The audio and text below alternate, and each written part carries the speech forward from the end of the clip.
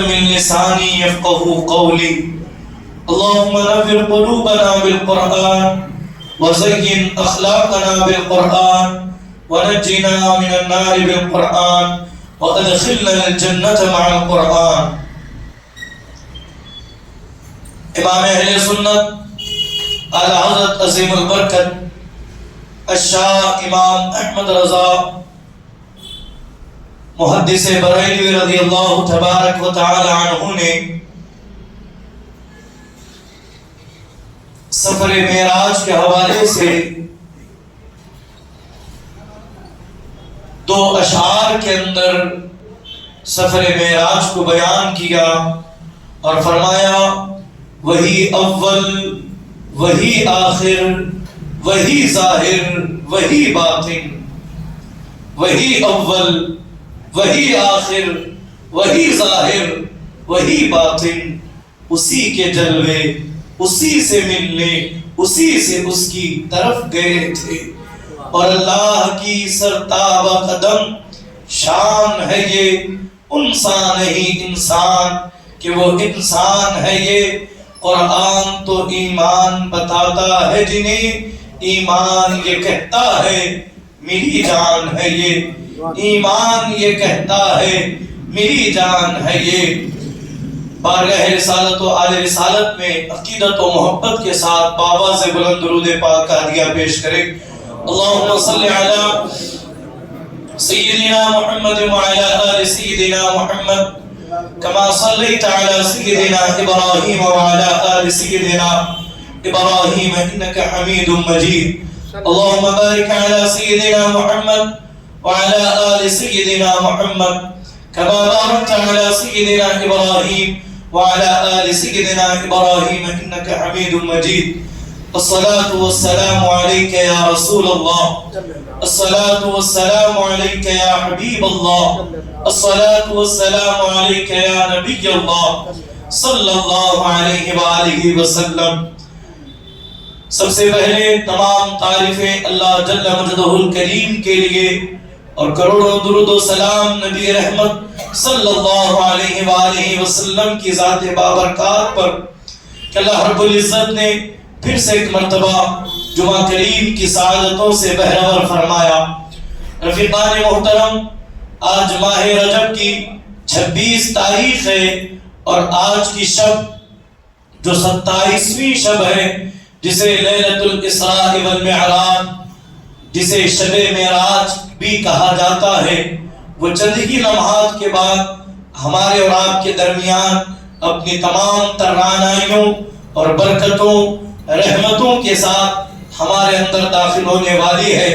اللہ کریم کے حضور ہم یہ دعا کریں کہ مولا تبارک و تعالی یوم الجمعہ کی اور شب جمعہ کی اور شب معراج کی برکتوں رحمتوں عنایتوں سے مجھے آپ کو اور امت مسلمہ کو مالا مال فرمائے.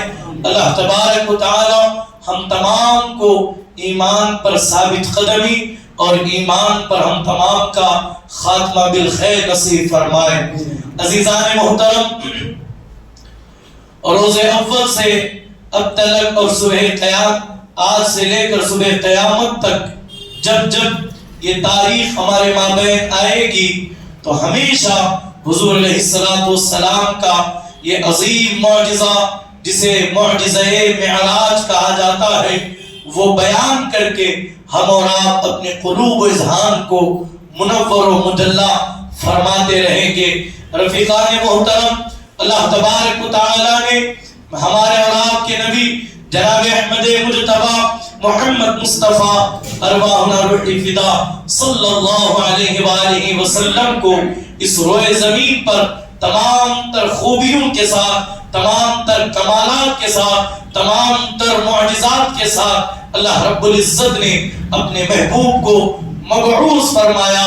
بلکہ بڑھ کر کے یوں کہیں تو غلط نہیں ہوگا کہ حضرت آدم علیہ السلام سے لے کر حضرت عیسیٰ علیہ نبی علیہ السلام کو جتنے معجزات اور جتنے کمالات، جتنی خوبیاں اور جتنے مظہر اللہ رب العزت نے نبیوں کو علیحدہ علیحدہ فردن فردن آپ کو عطا کیے گئے، وہ ایک ذات مصطفیٰ میں اللہ رب العزت نے تمام خوبیوں کو، تمام کمالات کو، تمام معجزات کو جمع فرما کر کے کہا کہ حبیب ہم نے آپ کو سر سے لے کر پاؤں تک سراپا معجزہ بنا کر کے بھیجا ہے۔ تو رفیقان محترم، ہر نبی کی زندگی کو ہم پڑھ لیں، دیکھ لیں، سن لیں تو پتا چلے گا ہر نبی کی نبوت، ہر نبی کا زمانہ، ہر نبی کی حدود ایک دائرے کار کے اندر، ایک زمانے کے لیے، ایک عرصے کے لیے محدود، جب تک نبی ان کے درمیان موجود رہے ان کی نبوت، ان کی تبلیغ، ان کے کمالات، ان کے تمام مذاہب لوگوں کے سامنے تھے، اور جب ان کے بعد جب دوسرے نبی آتے ان کی نبوت کا سکہ چلتا، ان کی نئی شریعت چلتی، نئے کمالات لوگوں کو دیکھنا نصیب ہوتے۔ لیکن عزیزان محترم، ہر نبی کا زمانہ ایک محدود وقت کے لیے، ایک مخصوص پیریڈ کے لیے، ایک مخصوص علاقے کے لیے ہر نبی آتے گئے اور اپنا وقت گزار کر کے اپنے خالق و مالک کے حضور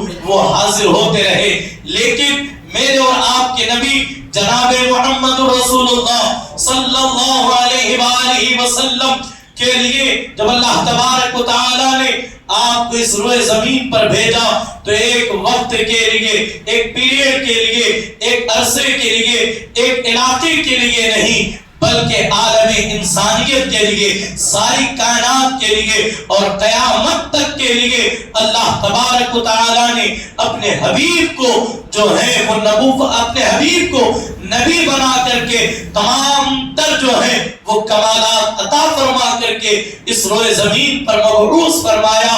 اور یہ بات بالکل جو ہے حقیقت ہے کہ اللہ کے نبی صلی اللہ علیہ وآلہ وسلم کو اللہ تبارک و تعالی نے جو کمالات اور جو اختیارات اور جو اللہ رب العزت نے جو معجزات اور جو کمال مرتبے عطا فرمائے، قیامت تک نہ وہاں تک کسی کی سوچ پہنچ سکتی ہے، نہ اس مرتبے تک کوئی پہنچ سکتا ہے، نہ اس سے پہلے کوئی اس مرتبے کو پہنچا ہے۔ ذرا دیکھیں اللہ تبارک و تعالی نے میرے اور آپ کے نبی کو دو عظیم معجزوں سے سرفراز فرمایا۔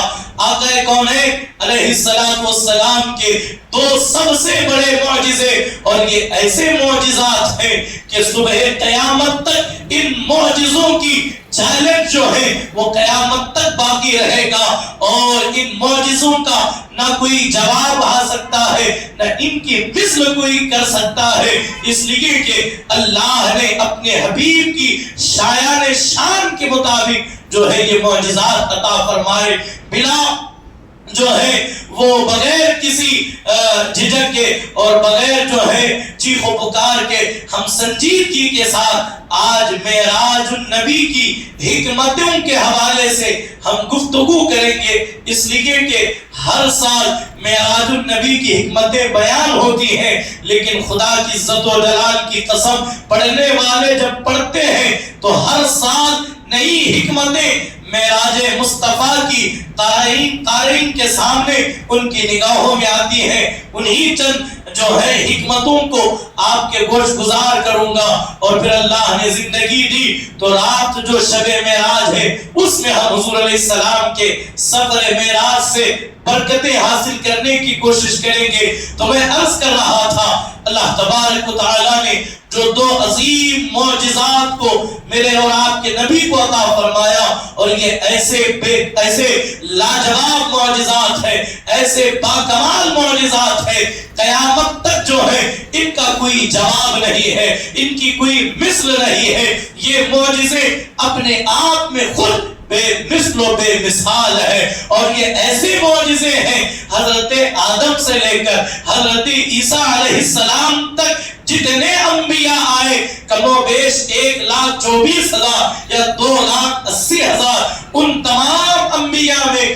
کسی ایک نبی کو بھی ان دو میں سے ایک بھی معجزہ اس جیسا عطا نہیں کیا گیا۔ وہ دو معجزے جو ہمارے اور آپ کے نبی کو عطا کیے گئے، اولاً وہ معجزہ ہے جسے قرآن مجید کہتے ہیں۔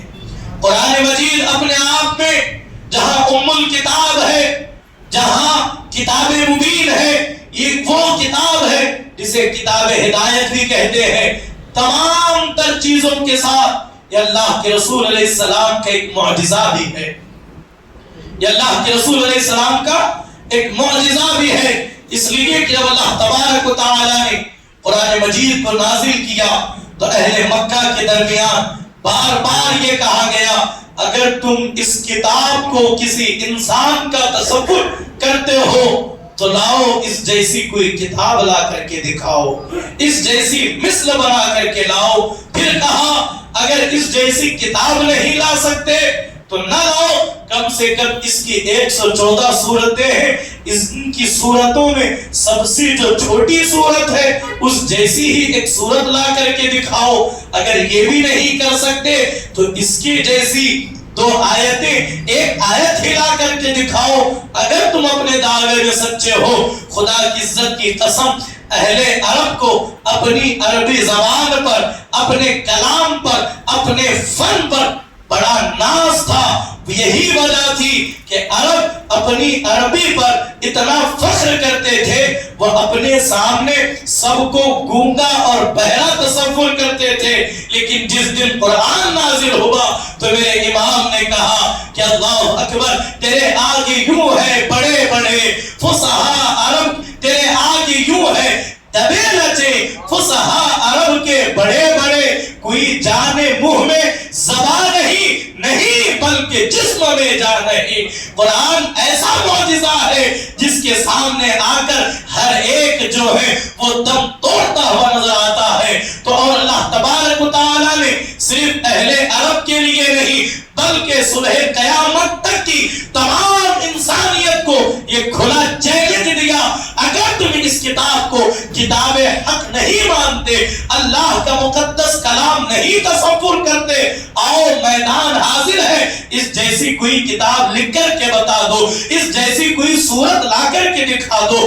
اس جیسی کوئی آیت پیش کر کے دکھاؤ۔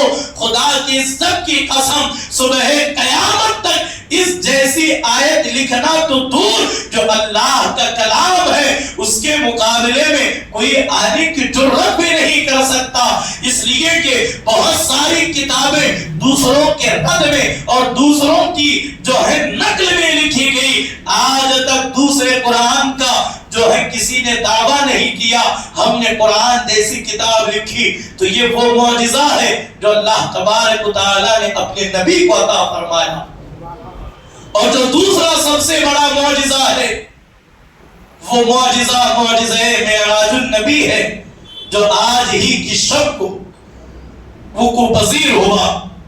عزیزان محترم، معراج النبی صلی اللہ علیہ وآلہ وسلم ایک ایسا معجزہ ہے کہ اللہ کے رسول علیہ السلام کو ایک مختصر وقت میں مسجد حرام سے مسجد اقصی تک اور وہاں سے آسمانوں تک اور آسمانوں سے سدرۃ المنتہا تک اور پھر اس کے بعد عرش الہی تک اور پھر وہاں سے لامکان تک لے گئے۔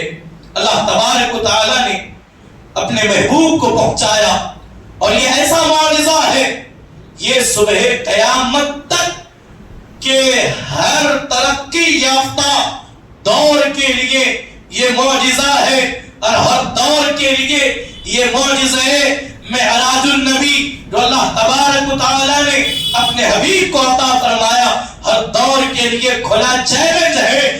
آج ہو سکتا ہے کوئی یہ کہے کہ ہماری جو ہے وہ ہمارے پلین، ہمارے ایئر کرافٹ اتنی اونچائی تک پہنچ جاتے ہیں، وہ 36,000 فیٹ آسمان کی خلا کے اندر وہ پہنچ جاتے ہیں، بلکہ چاند پر بستی بسانے کی بات ہو رہی ہے، مریخ اور خلا کے اندر لوگ علاقے بنانے کی بات کر رہے ہیں، اور نہ جانے آنے والے دور میں یہ ٹیکنالوجی نہ جانے اور کتنی ترقی کر جائے اور ہمیں کیا کیا دیکھنا نصیب ہو، لیکن خدا کی عزت کی قسم اللہ تبارک و تعالیٰ نے آج سے 1450 سال پہلے اپنے حبیب کو مکہ سے لا مکہ بلا کر کے بتایا، حبیب قیامت تک ساری ترقی یافتہ جو ہے وہ ساری ٹیکنالوجی، ساری جو ہے ریسرچر اور ساری ترقیاں یہ اور سارے سائنسدان الٹی چھلانگیں بھی لگاتے رہے، حبیب یہ وہاں تک کبھی پہنچ ہی نہیں سکتے جہاں تک ہم نے آپ کو پہنچایا ہے۔ اسی لیے کسی نے کہا سرے لا مکان سے طلب ہوئی، سرے منتہا وہ چلے نبی، کوئی حد ہے ان کے عروج کی، بلغ العلا بکمالہ کشفت تجا بجمالہ حسنت جمیع خصالہ صلو علیہ وآلہ۔ تو عزیزان محترم، اختصار کے ساتھ میں نے آپ کو واقعہ معراج کا خلاصہ سنایا۔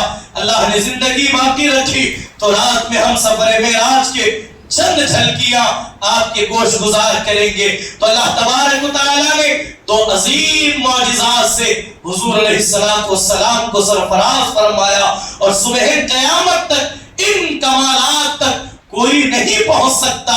اگر کوئی کہے کہ ہم چاند پر پہنچ چکے ہیں تو جو ہے اللہ کا کلام جواب دیتا ہے، اے چاند پر پہنچنے والے ذرا یہ بھی دیکھ، چاند پر تو پہنچ رہا ہے، میرے حبیب کے قدم اس سے اوپر ہے، بلکہ میرے حبیب عرش پر ہے اور حبیب کے قدموں کے نیچے عرش ہے۔ یہ حضور علیہ السلام کا معجزہ ہے۔ تو المختصر اب ذرا دیکھیں اور توجہ کے ساتھ اب ذرا ملاحظہ کریں کہ آخر معراج کیوں کرائی گئی، اس کے اندر کیا حکمتیں ہیں، اور اس کے اندر ہمارے اور آپ کے لیے کیا ایمان و عقائد کی باتیں ہیں، اور اسے ہم سن کر اپنے دلوں میں بسا کر اپنے نبی سے اپنا رشتہ مضبوط کریں، اس لیے کہ میرے اور آپ کے نبی کے جو کمالات ہیں، جو اللہ تبارک و تعالیٰ نے اپنے محبوب کو جو مقام، جو مرتبہ، جو شرف عطا فرمایا، وہ کسی زبان اور کسی ذہن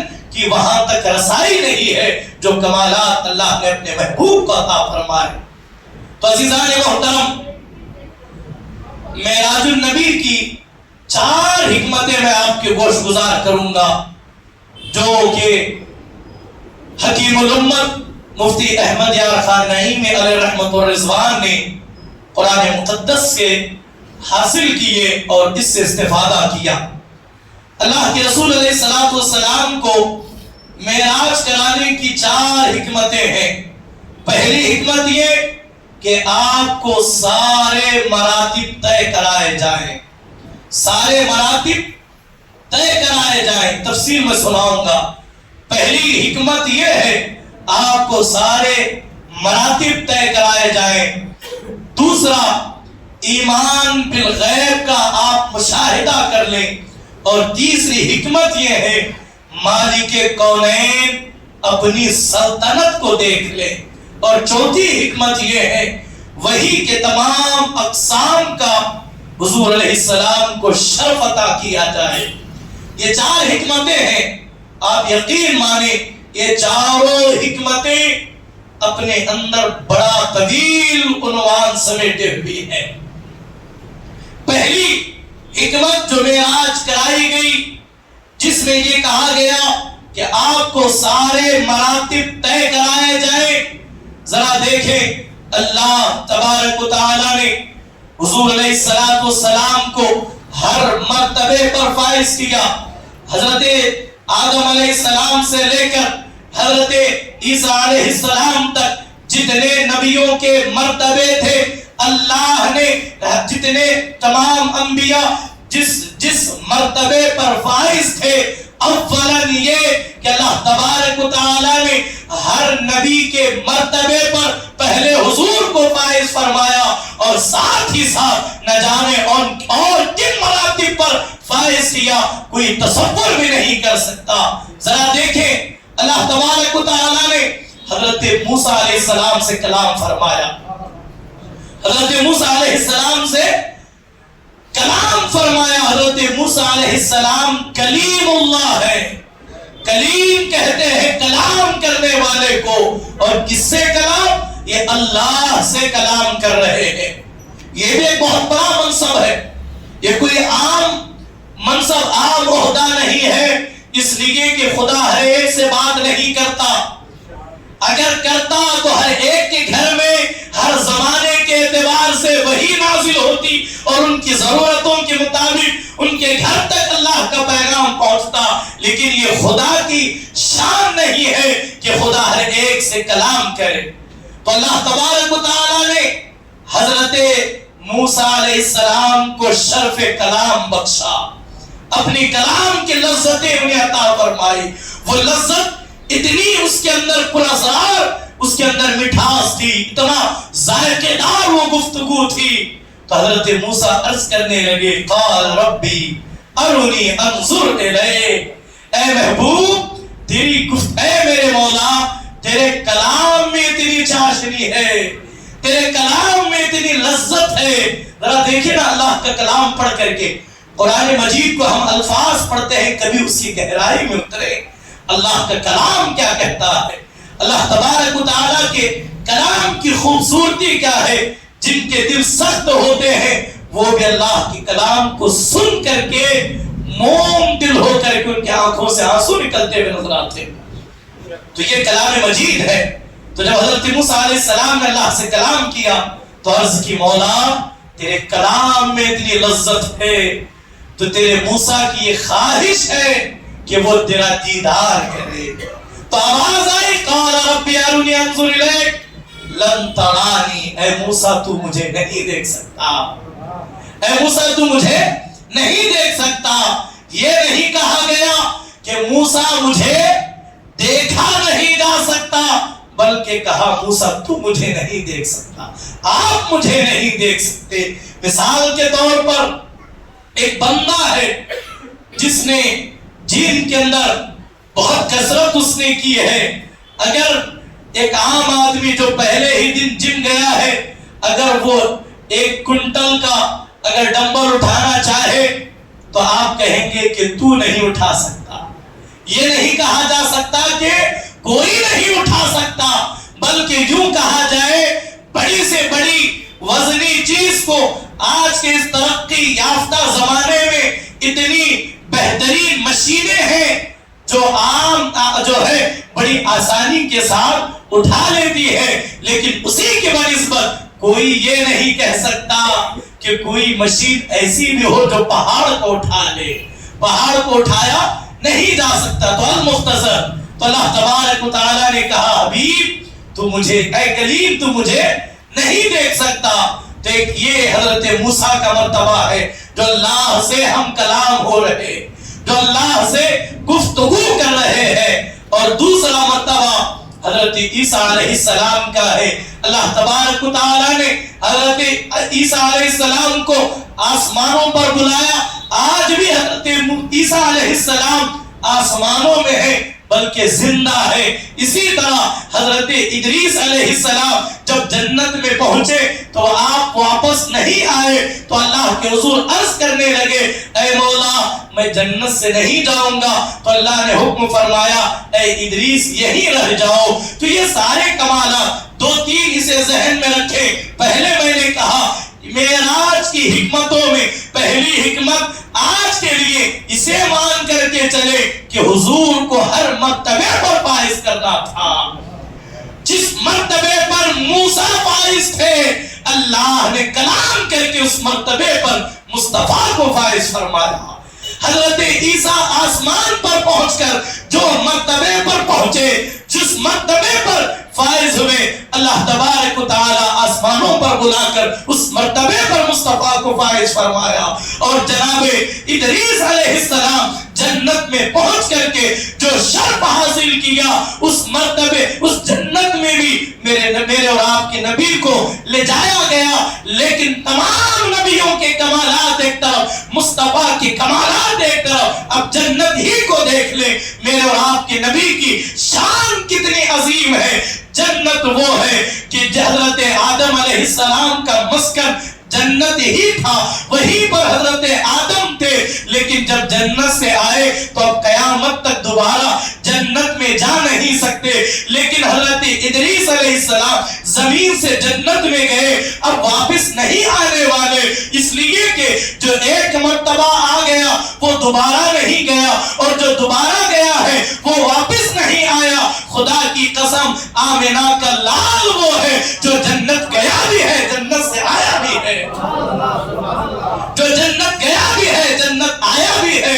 اب حضرت آدم علیہ السلام کا کمال، حضرت نوح کا کمال، تمام انبیاء کے کمالات، تمام انبیاء کے مشاہدات، تمام انبیاء نے جو جو کمالات دیکھے، ہر کمال کو، ہر مشاہدے کو میرے اور آپ کے مصطفیٰ کو دکھا کر اللہ تبارک و تعالیٰ نے اپنے نبی کو تمام مرتبوں پر فائز فرمایا، بلکہ یوں کہیے تمام عہدوں پر مصطفیٰ کو فائز کرایا گیا، بلکہ یوں کہہ لیجیے محبت رسول میں سب سے اعلیٰ وہ اولا ہمارا نبی، سب سے بالا وہ اعلیٰ ہمارا نبی، جن کے قدموں کا دھوبن ہے آب حیات ہے وہ جانے مسیحا ہمارا نبی۔ ہر نبی کو کمال میرے مصطفیٰ کے صدقے ملا ہے، ہر نبی کو معجزہ میرے مصطفیٰ کے صدقے عطا ہوئے ہیں۔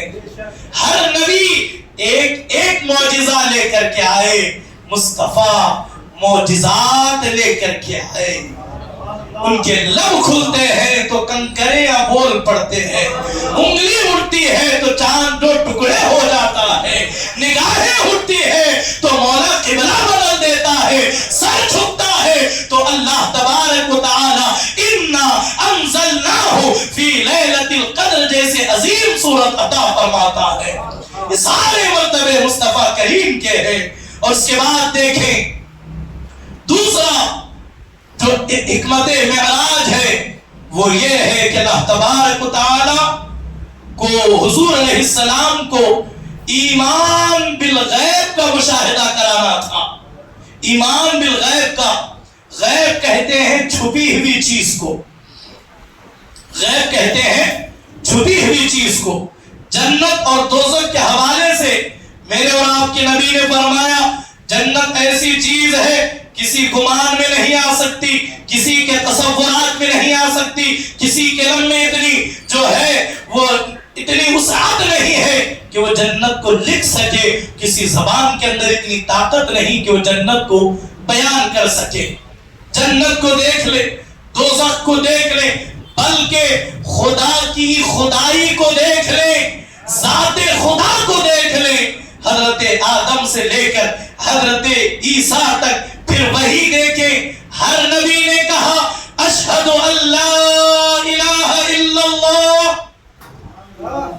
میں گواہی دیتا ہوں اللہ کے سوا کوئی معبود نہیں، کوئی عبادت کے لائق نہیں۔ آدم نے یہی کہا، نوح نے یہی کہا، ابراہیم نے یہی کہا، شیش نے یہی کہا۔ ہر ایک نبی نے کم و بیش 24,000 2,80,000 نبی آتے رہے، یہی سطح لگتی رہی کہ نہیں ہے معبود اس وحدہ لا شریک کے، وہی عبادت کا مستحق ہے، وہی پالنہار ہے، وہی خلاق کائنات ہے، اس کے علاوہ کوئی معبود نہیں۔ لیکن کسی نبی نے خدا کو دیکھا نہیں۔ ہر نبی نے ایک کلام سن کر کے کہا لوگوں گواہی دو خدا کے سوا کوئی معبود نہیں ہے، کوئی معبود نہیں ہے۔ اب یہاں مثال کے ذریعے ماہ رجب اپنے اختتام پر ہے، ماہ شعبان ان قریب ہمارے درمیان داخل ہونے والا ہے۔ 29 کا جیسے ہی سورج ڈوب جاتا ہے، تمام علماء، تمام مشائخین اور تمام انجمنیں اس کام میں جڑ جاتی ہیں کہ اللہ آسمان پر ٹک ٹکی باندھ کر کے دیکھو چاند دکھا یا نہیں دکھا، ابر آلود ہے، آسمان میں سیاہی ہے، چاند کا کوئی پتہ نہیں۔ اسی اسنا میں ایک آنے والا آ کر کے کہتا ہے قاضی صاحب اعلان کر دیجئے وہاں علاقے میں چاند ہو چکا ہے۔ قاضی صاحب پوچھتے ہیں کیا آپ نے چاند دیکھا؟ وہ کہنے والا کہتا ہے میں نے نہیں دیکھا، فلاں نے دیکھا ہے۔ اسے بلایا جاتا ہے کیا آپ نے چاند دیکھا؟ وہ کہتا ہے میں نے نہیں دیکھا، فلاں نے دیکھا ہے۔ دیکھتے دیکھتے پورا محلہ بھر گیا، ہر ایک یہی کہتا ہے چاند ہو گیا، چاند نظر آ گیا، چاند نظر آ گیا۔ جب پوچھا جاتا ہے ہر ایک سے کیا آپ نے چاند دیکھا ہے، ہر ایک یہی کہتا ہے دیکھا نہیں ہے، سنا ہے، دیکھا نہیں ہے، سنا ہے، دیکھا کسی کے سننے پر اعلان نہیں ہوتا، کسی کے سننے پر روزہ نہیں ہوتا، کسی کے سننے پر اعلان نہیں ہوتا، اس وقت تک جب آنکھ سے دیکھنے والا نہ آ جائے، جب آنکھ سے دیکھنے والا خود آ کر کے یہ نہ کہے کہ میں نے اپنی آنکھوں سے چاند دیکھا ہے۔ جب دیکھنے والا بتاتا ہے کہ میں نے دیکھا ہے، تب جا کر کے اعلان ہوتا ہے بلا تشبیہ بلا تمثیل۔ ہر نبی کہتے رہے لوگوں خدا کو مان لو، لوگوں خدا ایک ہے، وہی پرستش کا لائق ہے، اسی کی پرستش کی جائے، اسی کی پرستش کی جائے۔ ہر ایک کہتے ہیں، ہم نے جب پوچھا جاتا اے آدم کیا آپ نے خدا کو دیکھا ہے؟ آدم کہتے ہیں نہیں دیکھا، وہ ہے جو آنے والا ہے۔ ابراہیم نے کہا لوگوں خدا ایک ہے۔ ابراہیم سے پوچھا گیا اے ابراہیم کیا آپ نے خدا ہے؟ آپ نے خدا کو دیکھا ہے؟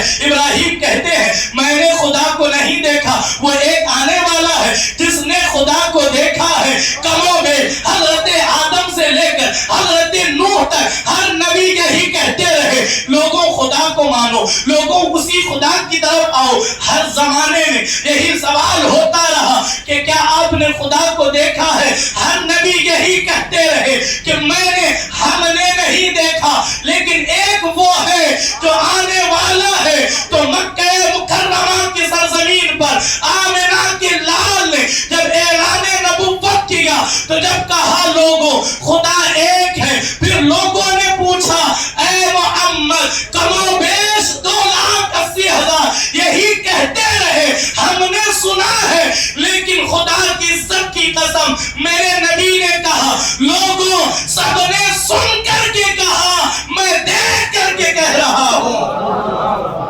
میں دیکھ کر کے کہہ رہا ہوں خدا ایک ہے۔ اس لیے کہ سب نے سن کر کے کہا تھا، اور شب معراج ہے ہی اس لیے کہ محبوب کو محبوب کا دیدار کرایا جائے۔ لوگ بہت اعتراض کرتے ہیں کہ خدا شب معراج کی رات حضور نے خدا کو نہیں دیکھا بلکہ خواب میں سارے معاملات ہوئے۔ عام سیدھا سادہ جواب، اگر یہ واقعہ خواب کا ہوتا تو ابو جہل ہرگز اعتراض نہ کرتا، بہت سارے لوگ ایمان سے منحرف نہ ہوتے، مکہ کے لوگ دشمن حضور کی دشمنی پر آمادہ نہ ہوتے۔ یہ حقیقت تھی جسے وہ قبول نہ کر سکے اور انہوں نے انکار کر دیا۔ اللہ اکبر اللہ اکبر۔ خواب کی بات کون انکار کرتا ہے؟ میں کہوں ابھی یہیں کھڑے کھڑے میں مکہ کو دیکھ رہا ہوں، آپ کو کیا جاتا ہے؟ کوئی خواب کا بیان کرے، میں رات میں 2-3 منٹ میری آنکھ لگی، کیا دیکھا؟ اچانک کعبہ میرے سامنے ہے، آپ کہیں گے اللہ اور برکتیں دے، تو خواب ہی دیکھتا رہے۔ لیکن شیخ عبدالحق محدث دہلوی کہتے ہیں حضور علیہ السلام کو حضور علیہ السلام کو بعثت سے پہلے اور بعثت کے بعد کل 34 مرتبہ معراج ہوئی، 35 ٹائمز معراج ہوئی، 34 مرتبہ خواب میں، 1 مرتبہ عالم بیداری میں ہوئی ہے۔ معراج میں ہم براق کا سفر سنتے ہیں نا، براق کا ذکر سنتے ہیں، اگر یہ عالم خواب کا ذکر ہوتا خدا کی قسم روح کو جانے کے لیے ہرگز براق کی ضرورت نہ پڑتی۔ خدا براق بھیج کر کے بتا رہا ہے حبیب یہ جو تیرا سفر ہے یہ روحانی نہیں، عالم بیداری میں جسمانی ہے، اور یہ بھی حقیقت ہے کہ میرے مصطفیٰ نے عالم بیداری میں اپنے خدا کو دیکھا ہے۔ وہ کیسے دیکھا؟ وہ کیا دیکھا؟ دیکھنے والا جانے، دیکھنے والا ہی جانتا ہے۔ دوسری حکمت، حضور کو ایمان بالغیب، یعنی سارے جو غیب میں جو چیزیں ہیں، جنت، دوزخ، عرش معلی، حضور عالم بیداری میں جاگتی آنکھوں سے دیکھ لے۔ اگر خواب بھی اگر کوئی کہہ رہا ہے، نبوت کا خواب جھوٹا نہیں ہوتا، نبیوں کا خواب وحی الہی کے حیثیت رکھتا ہے۔ المختصر، اس کے بعد تیسری حکمت معراج کی یہ ہے، مالک کونین جو میرے اور آپ کے نبی ہیں. اس لیے کسی نے کہا نہ کیوں آرائشیں کرتا خدا دنیا کے ساما میں انہیں دولہا بنا کر بھیجنا تھا. بزم امکان میں مالک کونین ہے گو پاس کچھ رکھتے نہیں. دو جہاں کی نعمتیں ہیں ان کے خالی ہاتھوں میں. اللہ نے بخاری شریف کے حدیث ہے صحیح مسلم اٹھا کر کے دیکھ لیں. اللہ تبارک و تعالی نے ساری کائنات کا مالک ہمارے نبی کو بنا دیا ہے. حضور علیہ السلام معراج کی تیسری حکمت یہ ہے کہ کائنات کے دولہا کو ان کی سلطنت دکھائی جائے. حبیب اس عالم سے ذرا نکلے, جتنے عالم ہیں ہر عالم آپ کو دکھایا جائے گا. کیسے دکھایا جائے دیکھنے والا جانتا ہے یا پھر دکھانے والا جانتا ہے. اللہ اکبر. اس کی چھوٹی مثال قرآن مقدس سے دیکھ لیں. انا اعطینا کل کوثر. حبیب ہم نے آپ کو ساری خوبیاں عطا فرمائی, ساری کثرتیں عطا فرمائی ہے. اللہ اکبر اللہ اکبر. عزیزان محترم, بے شک حضور فرماتے ہیں کہ میں خدا کے خزانوں کا خازن ہوں. اللہ فرماتا ہے, اللہ کے رسول علیہ السلام فرماتے ہیں اللہ معطی وانا قاسم.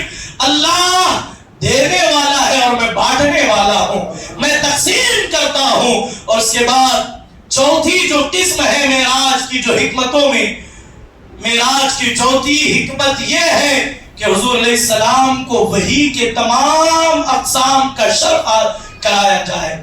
یعنی کہ وحی بعض مقام پر خواب کے ذریعے حضور جو ہے انبیاء کو ہوتی ہے, انبیاء کا خواب سچا ہوتا ہے, وحی الہی ہوتا ہے. بعض مرتبہ فرشتوں کے ذریعے حضرت جبریل کے ذریعے اللہ تبارک و تعالی اپنا پیغام بھجواتا ہے. حضرت جبریل کا کام بھی یہی ہے, وہ اللہ کا پیغام اس کے نبیوں تک پہنچاتے ہیں. لیکن تین قسمیں ہیں, ایک خواب کے ذریعے وحی, دوسرا فرشتوں کے ذریعے وحی, اور تیسری جو سب سے اعلیٰ وحی ہے بلا واسطہ خدا کی طرف سے وحی حاصل کرنا. یعنی ڈائریکٹ اللہ تبارک و تعالیٰ سے اس کا کلام لینا, اور اس اللہ تبارک و تعالیٰ کی بارگاہ سے جناب جبرائیل کے بغیر, خواب کے بغیر ڈائریکٹ اللہ کا کلام اپنے بندے خواب اپنے رسول تک پہنچانا. اس مقام پر اللہ کے رسول علیہ السلام کو فائز کیا گیا. جس طرح حضرت موسیٰ کلام کرتے تھے, اب یہاں پر دیکھیں معراج کی رات قرآن مقدس کی بڑی مشہور و معروف آیات ہے. آمن الرسول بما انزل الیہ من ربہ والمؤمنون کل آمن باللہ. یہ آیت کریمہ ہے جو سورہ بقرہ کی آخری آیات ہے. یہ حضرت جبرائیل لے کر کے نہیں آئے. تفسیر روح البیان میں علامہ اسماعیل حقی علیہ رحمہ اس کی تفسیر میں لکھتے ہیں یہ شب معراج حضور کو ڈائریکٹ اللہ تبارک و تعالیٰ نے عطا کی ہے. یہ ڈائریکٹ جو ہے یہ حصہ جناب جبرائیل کے ذریعے نہیں, ڈائریکٹ خدا سے مصطفیٰ کو ملا ہے, خدا سے مصطفیٰ کو ملا ہے. تو عزیزان محترم بہت ساری باتیں ہیں, بہت سارے معاملات ہیں. تو بس یہ دیکھیے جو واقعہ معراج ہے, جو حضور علیہ السلام کے معراج کی حقیقت ہے, قرآن مقدس کے اندر 3 مقامات پر معراج کا ذکر ہوا, 3 مقامات پر معراج کو ذکر کیا گیا. اللہ نے چاہا تو آج کی شب اس پر بھی تھوڑی سی جو ہے وہ گفتگو ہم کریں گے. بس اتنا یاد رکھیں, قرآن میں واقعہ معراج, آج بہت سارے لوگ نابالغ اور بدعتی مولوی آج کی شب کے حوالے سے کہتے ہیں واقعہ معراج کا کوئی ثبوت اس طریقے ہیرے بہانے بناتے ہیں, یہ تو خواب کا واقعہ ہے, اس حدیث میں آیا اور ام المومنین. سارے معاملات اپنی جگہ, واقعہ معراج قرآن سے ثابت ہے. سبحان الذی اسری بعبدہ لیلا من المسجد الحرام الى المسجد الاقصى الذي باركنا حوله لنريه من آیاتنا. یہاں مسجد حرام سے مسجد اقصی تک یہیں پر ذکر کر کے اللہ رب العزت نے اپنی معراج بیان کر دی اور سفر معراج کو بیان کیا گیا. اب یہاں سوال یہ پیدا ہوتا ہے اگر یہی معراج ہے تو اس میں آسمانوں کا ذکر کیوں نہیں؟ اس میں عرش معلیٰ، سدرۃ المنتہا، مقام قاب قوسین اور فنا فتح اللہ کا ذکر کیوں نہیں ہے؟ تو دیکھیں ہر بات ہر مقام کے لیے، ہر عقل کے لیے، ہر دور کے لیے نہیں ہوتی۔ اگر یہاں اس کا ذکر ہے تو اللہ تبارک و تعالیٰ نے سورہ نجم کے اندر اس سفر آسمانی سفر کو بھی بیان کر دیا۔ انشاءاللہ اللہ نے زندگی دی تو آج شام ہم اسے بھی تھوڑا سا ملاحظہ کریں گے۔ بس اللہ کریم کے حضور دعا گو ہوں، بس اتنا یاد رکھیں، اگر کوئی یہ کہے کہ واقعی معراج ایسے نہیں ویسے نہیں، انکار کرے، تو گویا کہ اس نے قرآن مقدس کی آیتوں کا انکار کیا، اللہ کے کلام کا وہ منکر ہوا، اور اللہ کے کلام کا انکار کرنے والا کافر ہے۔ تو لہذا ہمیں چاہیے کہ ہم جہاں تک صحابہ اکرام تابعین طبع تابعین نے جس شان کے ساتھ ہم اور آپ مناتے ہیں، ایسے منائی کہ نہیں منائی، اس طرح کے بہت سارے ہیلے بہانے بنا کر لوگ ورغلا کر کے دور کرنے کی کوشش کرتے ہیں۔ اس لیے ہم بارہا ان کو یوں جواب دیتے ہیں، رحمت حق بہانا میں جو ہے اللہ کی رحمتیں اپنے بندوں کو بخشنے کے لیے، معاف کرنے کے لیے، درگزر کرنے کے لیے بہانے تلاش کرتی ہے۔ یہ شب ہمارے لیے کسی نعمت سے کم نہیں۔ اسی شب میں ہم ذرا مسجد میں آتے ہیں، قیام کرتے ہیں، سجدہ کرتے ہیں، اللہ کے حضور گڑگڑاتے ہیں اور اپنے آخرت کی فکر کرتے ہیں۔ اگر یہ کام اس دور میں نہیں ہو رہا، اس دور میں ہو رہا ہے، تو آپ خود اندازہ لگائیں اس میں خرابی کیا ہے۔ کیا رات میں قیام کرنا خرابی ہے؟ نوافل پڑھنا خرابی ہے؟ توبہ استغفار کرنا خرابی ہے؟ اگر خرابی ہے تو ان مولویوں کی ہے جنہوں نے دین کو قرآن و حدیث سے ہٹ کر اپنی عقل کے طوطوں سے وہ سمجھنے کی کوشش کرتے ہیں۔ تو آپ تمام سے گزارش ہے، اہتمام کے ساتھ آج شب جو ہے اللہ کے حضور حاضر ہو کر اپنے گناہوں سے توبہ استغفار کرے، امت مسلمہ کے لیے دعا کرے، اور ایک عزم مصمم لے کر کے اٹھے کہ اللہ تبارک و تعالی ہمیں معراج کی برکتوں سے آنے والی زندگی میں اللہ استقامت عطا فرمائے۔ دوران گفتگو کوئی غلطی ہوئی ہو اللہ درگزر فرمائے۔ وآخر دعوانا